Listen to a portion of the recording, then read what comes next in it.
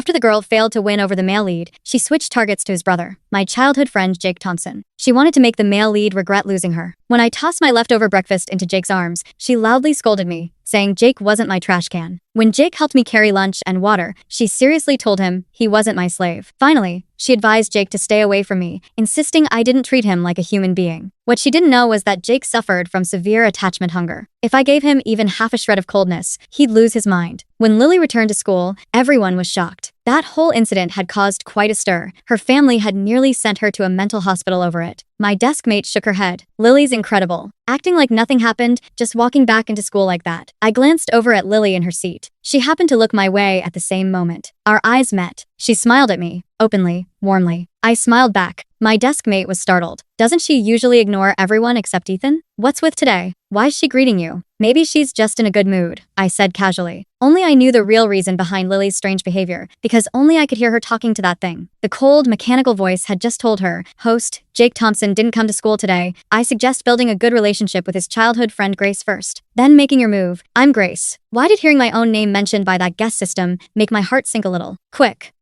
Ethan's coming. My desk mate jabbed me frantically with her elbow, practically vibrating with excitement. I looked up and saw Ethan walking past our window. He stopped and passed a box of milk and a bag of bread through the gap. "You didn't eat breakfast, Jake Grace." His sentence got cut off. Lily stood up, looking at me while completely ignoring Ethan, who was now frowning at her. "Is Jake sick?" "He didn't come to school. He'll be here this afternoon," I answered vaguely. Ethan clearly wasn't interested in lingering. He shoved the bread and milk into my hands. "Jake asked me to buy these for you." Then he hurried off toward his classroom. Lily glanced at Ethan's retreating back and asked loudly, "Jake's okay, right? He always seems kind of mentally unstable." "Nothing serious, just a small cold," I said politely, then bent my head over my book to head off further questions. Fortunately, she didn't push it, just sat back down and stared toward the next classroom, looking dazed. Everyone else in the classroom went about their own business, but my desk mate seemed unhinged. Blimey, Lily didn't even glance at Ethan just now. "Did the sun rise in the west today? She even asked you about Jake." I nodded slowly, still previewing my notes. Is Lily giving up on Ethan to chase Jake instead? He doesn't even have a white moonlight going for him, my desk mate said, glancing at me. Just a little childhood friend who bosses him around constantly. I shrugged. Jake and Lily, bad boy versus honor student, that's pretty shippable, my desk mate said with an ant-sized grin. Since you're clearly not interested in Jake, it's fine if I ship them, right? Jake doesn't deserve this, I thought, shaking my head inwardly. During the break, I was napping when I heard the familiar mechanical voice. Reminder to host, attack target has appeared. I jolted awake. As I straightened up, I saw a hand with sharp knuckles tidying my desk. It was Jake. "Weren't you coming this afternoon?" Jake asked, lowering his eyes and zipping up my pencil case, looking somewhat cold. "Ethan bought you cold milk." He pulled a fresh box from his pocket, speaking concisely. "Warm." I took the milk and tossed the cold one back to him. "Don't waste it." As I opened my straw,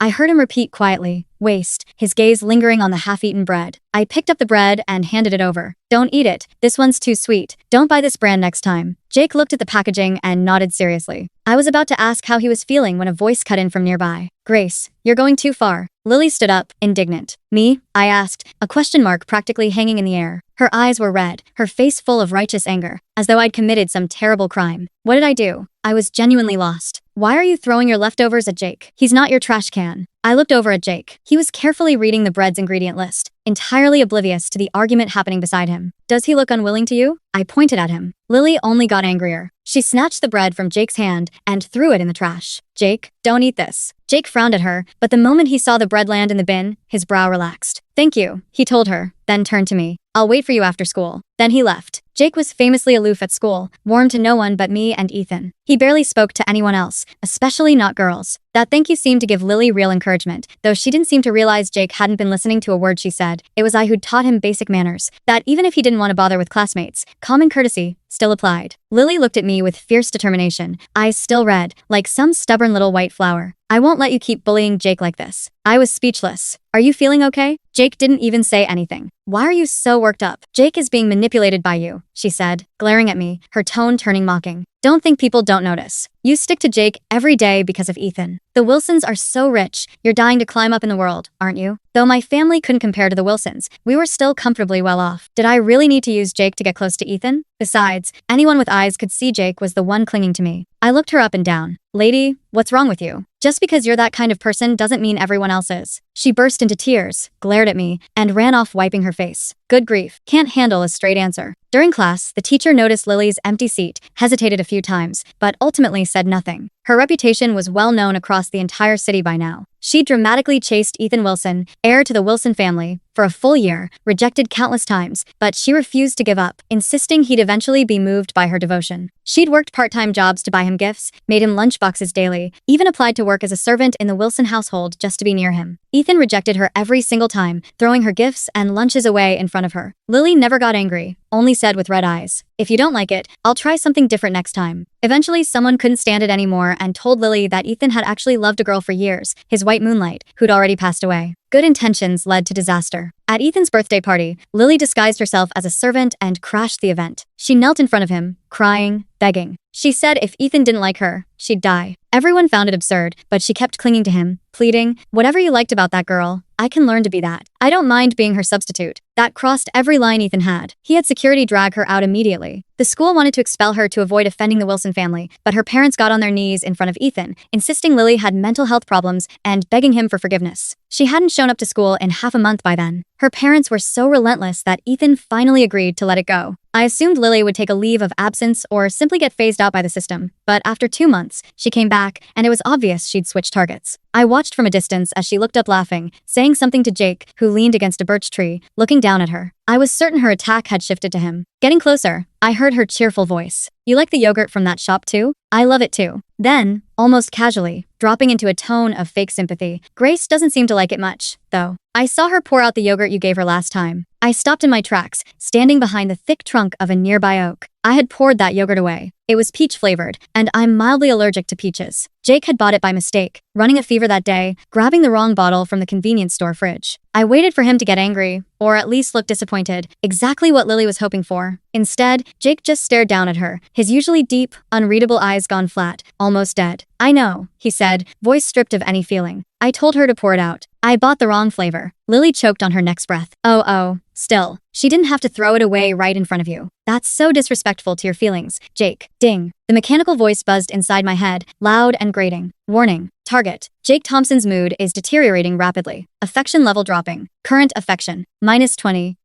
Host. Please cease negative reinforcement regarding Grace. I nearly laughed out loud. -20. And she hadn't even started her campaign. Jake shifted his weight, pulling away from the birch tree. "Disrespectful," he repeated, the words sounding foreign in his mouth. She took a sip before realizing she'd get a rash on her neck. "I'm the one who almost poisoned her. Throwing it away was a mercy." He didn't wait for a response. He simply turned, and the second his eyes landed on me by the oak tree, the chilling deadness in his gaze vanished, like watching a switch flip. His shoulders relaxed, his eyes softened, and he crossed the distance to me in 3 long strides. He looked down at my hands. "Your water bottle's empty." "I was just heading to fill it," I said casually, handing it over. He took it without hesitation, fingers brushing mine. "Go back to the classroom. It's windy out here. I'll fill it. Don't get cold water," I instructed, turning away. "My stomach hurts today." "Got it. Lukewarm," he murmured, already walking toward the cafeteria's water dispenser. I glanced back at Lily. She stood by the tree, fists clenched at her sides, face pale, staring at me with a mix of disbelief and pure revulsion. "System." I heard her voice, not from her mouth, but echoing in my mind through her telepathic link. "Is he brainwashed? Why is he acting like a servant?" "The novel said he was an untouchable, rebellious, lone wolf." Replied a host. "Target suffers from severe psychological trauma, leading to anxious attachment. He requires a dominant figure to validate his existence. Currently, Grace occupies that role. To capture the target, you must prove Grace is unworthy of his devotion and position yourself as his true savior." I raised an eyebrow. So that was her plan, the holy savior routine, rescuing the poor abused boy from his wicked childhood friend. Good luck with that. She clearly had no idea what severe attachment hunger actually meant. Over the next week, Lily's tactics turned aggressively overt. If I asked Jake to carry my books, she'd appear out of nowhere in the hallway, trying to snatch them from his hands, loudly proclaiming, "Jake, you have a sprained wrist. How can she make you do this?" His wrist was fine. He'd bruised a knuckle punching a wall last month, and it had fully healed. If I told Jake I didn't want the cafeteria's terrible meatloaf and traded it away, Lily would buy a premium bento box and try to force it onto his desk, glaring at me like I was starving a Victorian orphan. The rumor mill went into overdrive. My desk mate, normally a fan of my dynamic with Jake, started eyeing me with concern. Grace, she whispered one Tuesday during math class. People are talking. Lily's been crying in the girls' bathroom, saying you treat Jake like a dog, that you threaten to isolate him if he doesn't obey. The girls in class 4 are talking about reporting you for bullying. Let them, I said, flipping a page in my textbook. Aren't you worried? She pressed. Jake hasn't said a word to defend you. He just ignores her. People think he's too scared of you to speak up. I glanced over at Jake, 2 rows ahead, posture rigid, not paying the teacher any attention. He was using a razor blade to meticulously shave a pencil, collecting the shavings into a neat little pile, completely detached from everything around him. When the bell rang, Lily made her move. She walked up to Jake's desk and slammed her hands down. The whole class went silent. Jake, she said, voice trembling with manufactured bravery, you don't have to live like this. You don't have to wait for her outside the gates in the rain. You don't have to eat her leftovers. You're Ethan's brother. You're a person. Jake slowly stopped carving the pencil, looked up at her, eyes hollow. Lily reached out, trying to grab his hand. Come have lunch with me today. Let me show you what it feels like to be treated with respect. Ding. System prompt. Emotional manipulation initiated. Target's psychological defenses currently being assessed. I sighed, closing my textbook. Jake, I called out. He flinched slightly, pulled his hand away before Lily could touch it, and immediately turned to look at me. I decided to test the waters. If Lily wanted to see him, free, I'd give her a show. Go have lunch with her, I said, keeping my voice utterly flat, cold. The silence in the room became suffocating. Jake's pupils dilated. The pencil in his hand snapped in two. What? He whispered, voice cracking. You heard me, I said, packing my bag without looking at him. Lily's right. I'm tired of you following me around anyway. Go eat with her. Don't wait for me after school. I slung my bag over my shoulder and walked out the back door, leaving the classroom in stunned silence. I didn't go to the cafeteria. I went up to the rooftop, bought a canned coffee from the vending machine, and sat by the wire fence. 10 minutes passed. Suddenly, the heavy metal door to the rooftop was kicked open with enough force to make the hinges scream. Jake stood in the doorway, panting hard, chest heaving, tie loosened, knuckles bleeding. He scanned the rooftop frantically, like a starving animal, until his eyes locked onto me. He practically stumbled forward, collapsing to his knees right in front of me. Grace, he gasped, fingers digging into the fabric of my skirt, trembling violently. Grace, I'm sorry. I'm sorry. Whatever I did, I'm sorry. Don't tell me to go with her. Don't throw me away. I looked down at him. He was hyperventilating, eyes wide with a terror so raw it was almost ugly. This was the attachment hunger. Give him an inch of distance,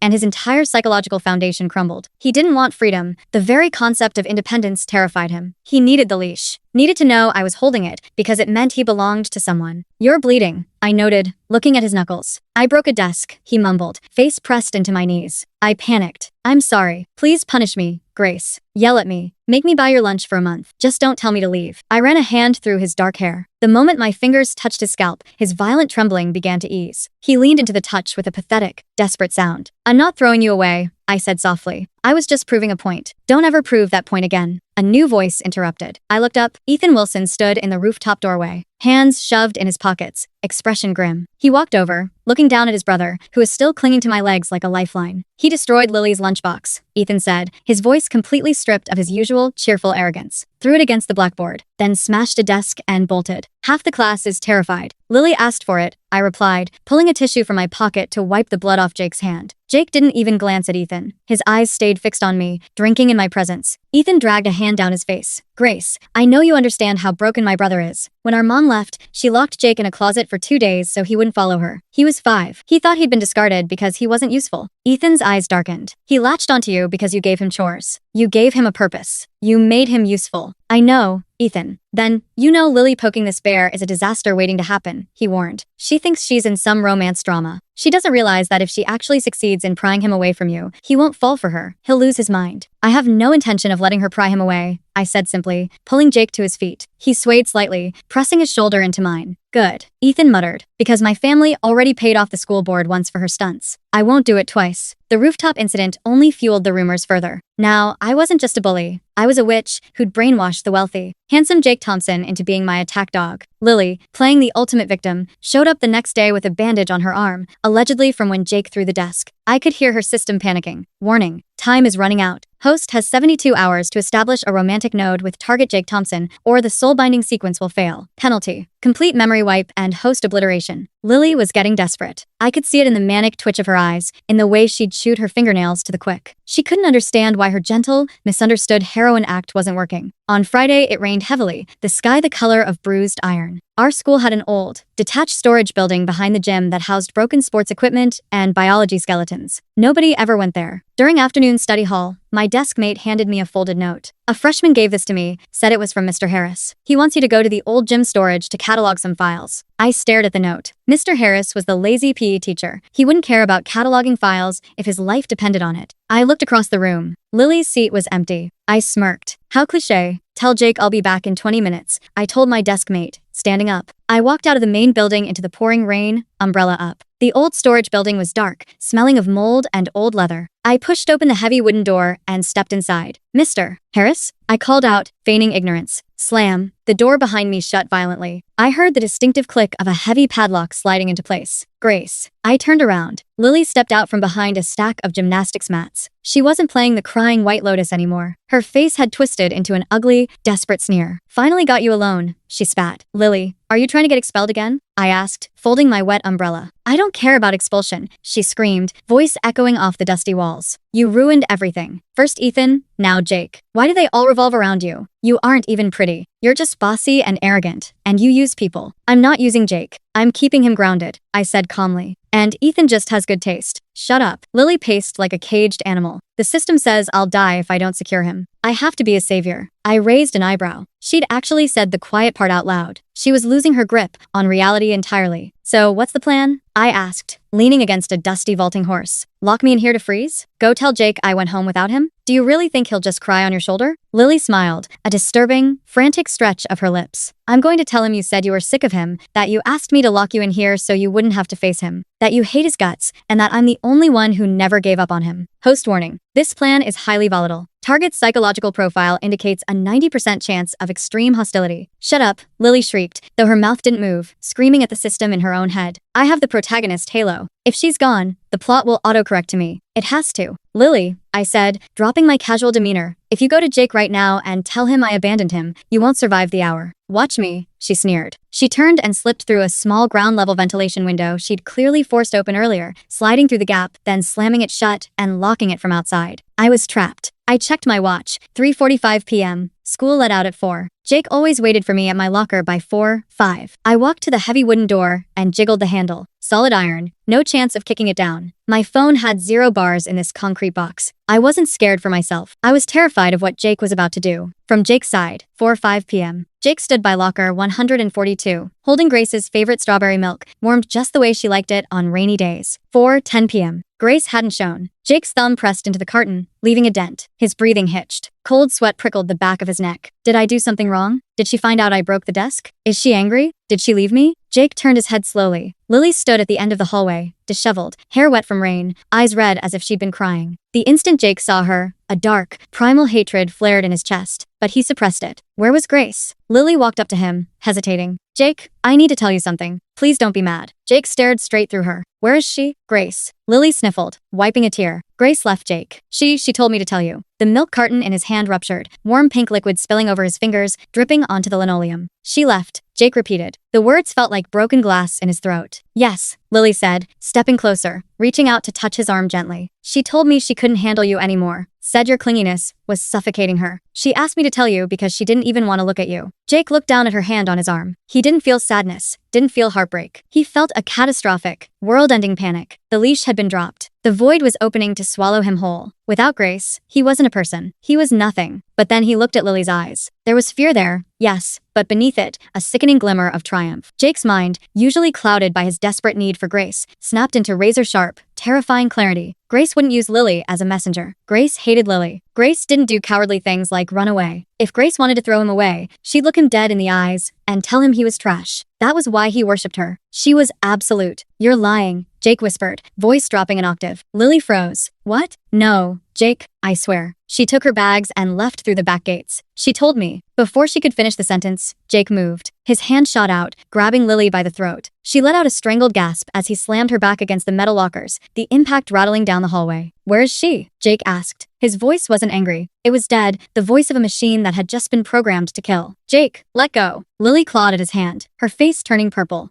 Several students lingering in the hallway screamed. Ethan, coming up the stairs, froze. Jake, he yelled, sprinting forward. Jake, stop. You'll kill her. Jake didn't blink. He tightened his grip. You have 3 seconds to tell me where she is, or I'll crush your windpipe. 1. Jake, let her go. Ethan grabbed his shoulder, trying to pry him off. It was like trying to move a marble statue. 2. Jake said, eyes entirely black, pupils dilated so far they swallowed his irises. Host, critical damage. Host is expiring. The system screamed inside Lily's mind, loud enough that even Jake seemed to notice her eyes rolling back. To the old gym storage. Lily wheezed, tears of genuine, horrific agony streaming down her face. She's locked in. Jake dropped her. Lily collapsed to the floor, coughing violently, gasping for air, clutching her bruised neck. Jake didn't spare her a second glance. He turned and sprinted down the hallway, bursting through the school's front doors into the pouring rain. I'd been sitting in the dark storage room for about 40 minutes. It was getting cold. I was contemplating using a rusty shot put ball to bash the padlock off the door when I heard it. Thud. Something heavy hit the outside of the door. Thud. Crack. The thick wood splintered. Someone was kicking it with unbelievable force. Grace. It was Jake, sounding feral. Jake, I'm here. Stand back. The door's thick. I didn't get to finish. With a final, deafening crash, the heavy iron hinges tore out of the rotting wood frame. The door slammed inward, kicking up a cloud of dust. Jake stood in the doorway, silhouetted by the gray stormlight, drenched in rain, chest heaving, eyes sweeping the dark room frantically until they found me. He crossed the room in a blur, dropping to his knees and wrapping his arms around my waist so tightly it knocked the wind out of me. He buried his face against my stomach, shaking like a leaf in a hurricane. Jake, hey, I said, putting my hands on his wet head. I'm okay. I'm fine. She said you left me, he sobbed, voice completely broken, fingers digging into my back. She said, you were sick of me. Grace, please don't be sick of me. I'll do anything. I'll be quieter. I won't follow you so closely. Just don't leave. He was unraveling, the sheer terror of abandonment stripping away every layer of his cold, aloof persona. He was just the traumatized 5-year-old locked in a closet again. I knelt down, forcing him to look at me, his face wet with rain and tears. Jake, look at me, I said firmly. He swallowed hard, chest shuddering, forcing his eyes up to meet mine. Did I tell you to leave? No. Did I tell you I didn't want you? No. Then why did you listen to a word that idiot said? I grabbed his face in my hands, wiping the wet hair from his forehead. You are mine, Jake. You don't listen to anyone else. You don't take orders from anyone else. And I don't throw away what's mine. Do you understand? It was toxic, probably the unhealthiest thing I could have said to him from any reasonable standpoint, but it was exactly what he needed to hear. The madness in his eyes receded, replaced by profound, overwhelming relief. He leaned forward, resting his forehead against my shoulder, letting out a long, shuddering breath. Yours, he whispered reverently. Only yours. Come on, I said, pulling him up. We're going back to the main building. We have trash to take out. When we walked back inside, the hallway was a scene of chaos. Lily sat on the floor, surrounded by a few frightened students